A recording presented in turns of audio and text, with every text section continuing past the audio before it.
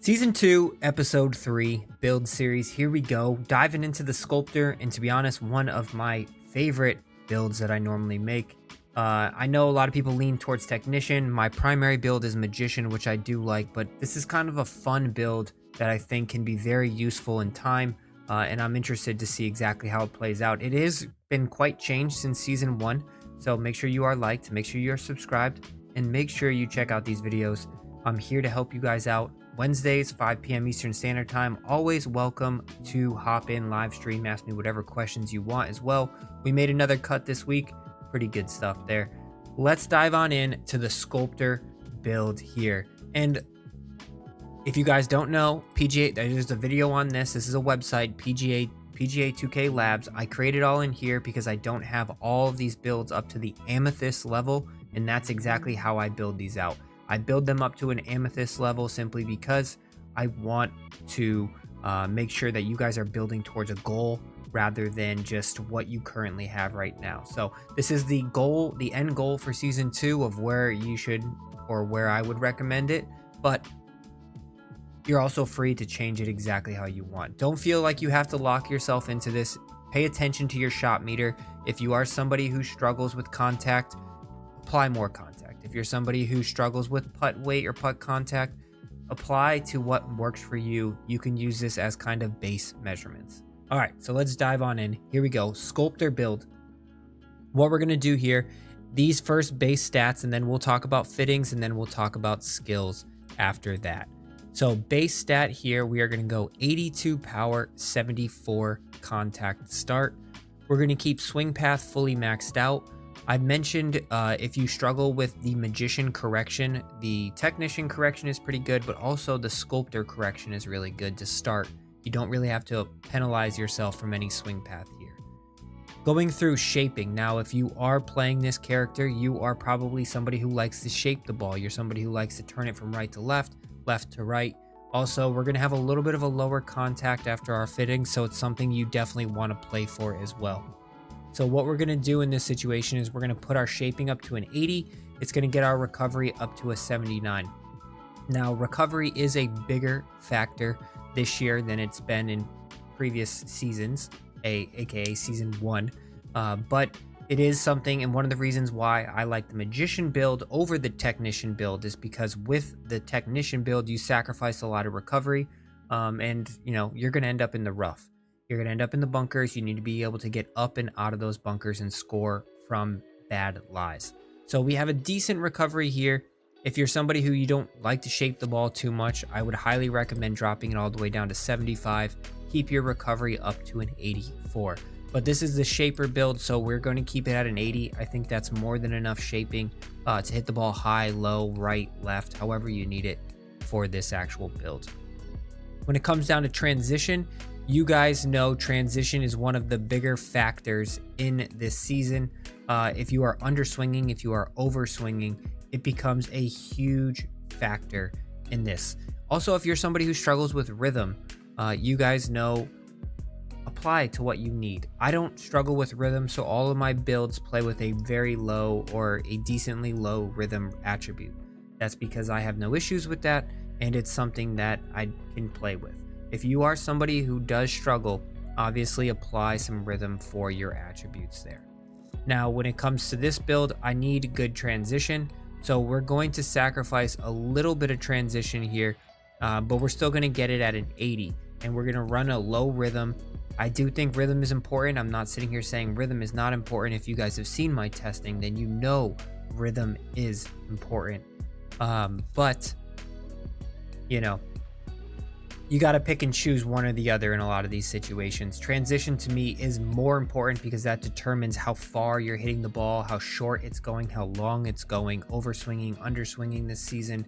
So I prioritize that over a rhythm in which I can practice and get good at. When it comes to the putting stats, you guys know I run the same thing pretty much every single build. Max out putt weight, max out putt path, but putt contact and putt rhythm, they can be important to certain people based off of what you need. I putt the best with high putt weight and high putt path, so these are what I would recommend here, because once again, I don't struggle with rhythm. If you're somebody who struggles with rhythm, you probably have to balance some of these characters out. But this is what I would recommend going forward with these attributes. So base attributes, start the power at 82, contact at 74, swing path fully maxed out 25 points gets you 73. They'll still leave you with a 70 correction.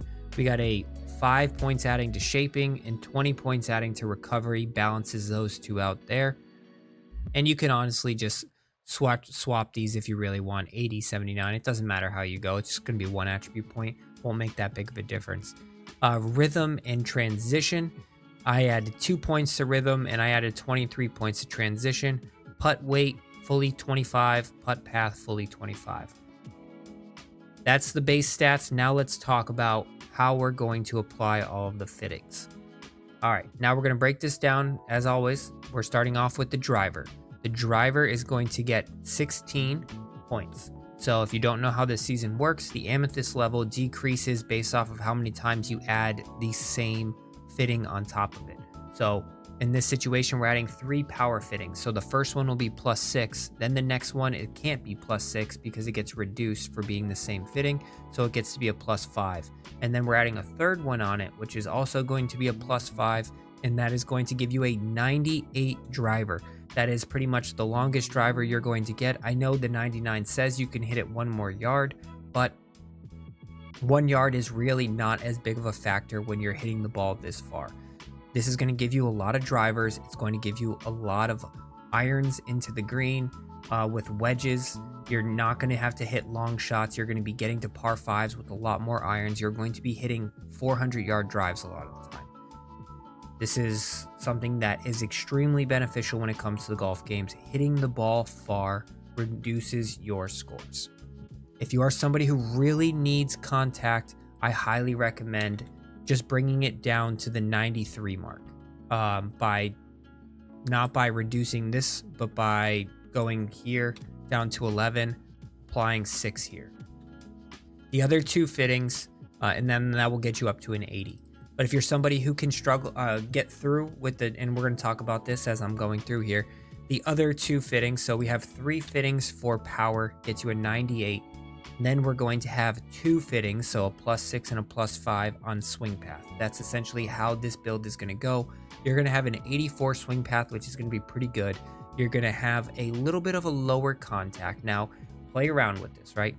If you are hitting the ball and you are struggling a little bit with the contact mark, this correction should be pretty good for you, though.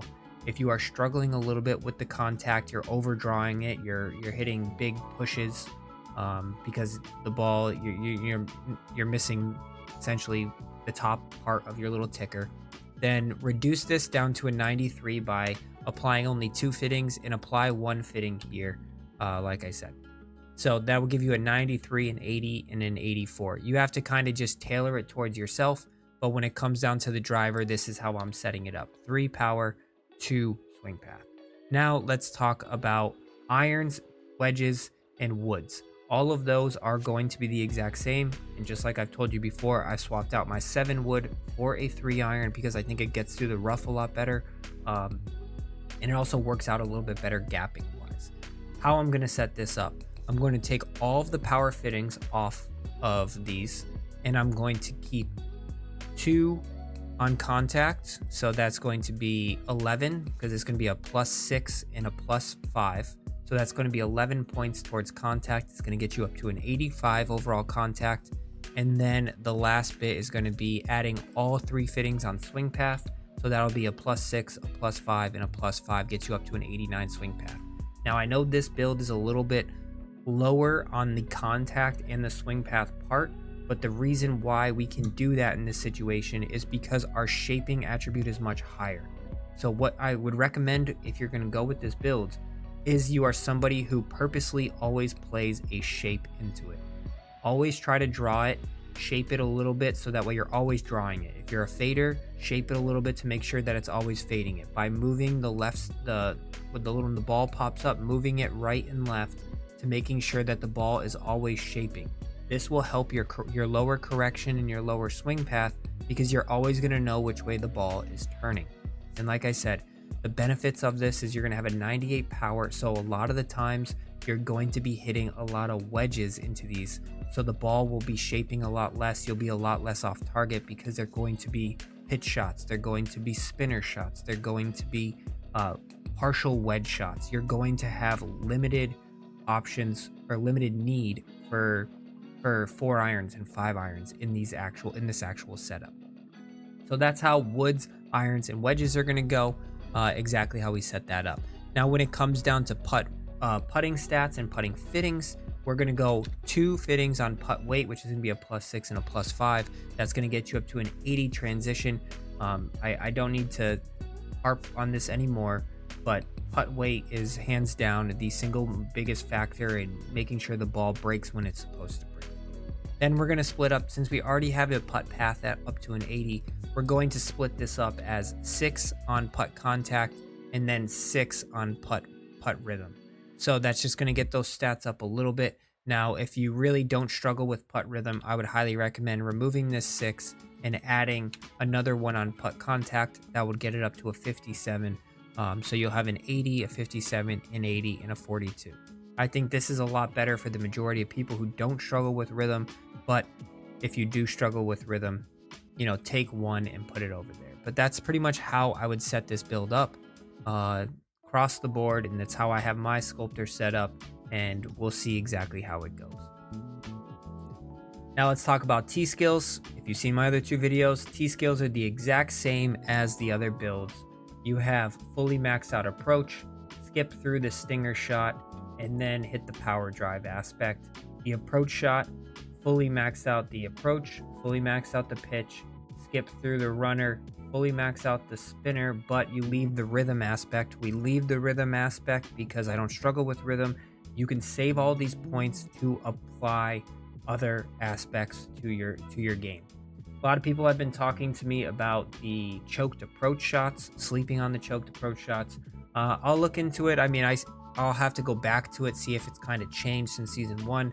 I just thought for the choked approach shots, I can do that with partial swings, and it kind of does the exact same thing. But maybe they've tweaked it, and it's something that I'll have to test, and I'll have to come back to this at a later date. When it comes to recovery shots, I think the punch shot is very easy to use when it comes to having nothing applied to it, so that's very beneficial. Fully max out the flop, fully max out the super flop, and then I love the recovery shot. Why do I love the recovery shot? Because you can use it at such a variety of distances. The recovery shot allows you to hit those gaps and those numbers that you can't hit normally because you're in between clubs. The recovery shot allows for like almost 100 to 125 yard increments between clubs, plus and minus. So definitely check that one out. When it comes to bunker skills, you guys know fully max out the splash. I went blast this season because I never used the power pick. I'm really not using the blast, so I don't really think it really matters that much because I really just hone in on pick and splash anyways. When it comes to green skills, fully max out putt, fully max out chip, skip through the bump and run. I think it's kind of a waste. Skip through the Texas wedge. I don't really see much use in that anymore. And then I have a fully maxed out green reader here. So there is ways in which I can tweak that and try to get the choked approach if I need to. But some things that I'll never sacrifice are power drive because I'm getting used to that a lot.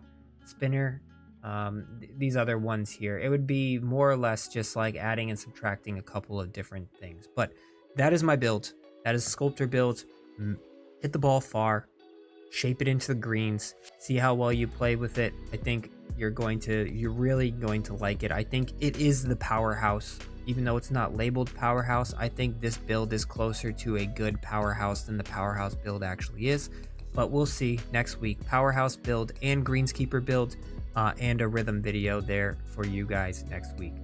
Do not forget to like, do not forget to subscribe. Thanks for watching. See you in another.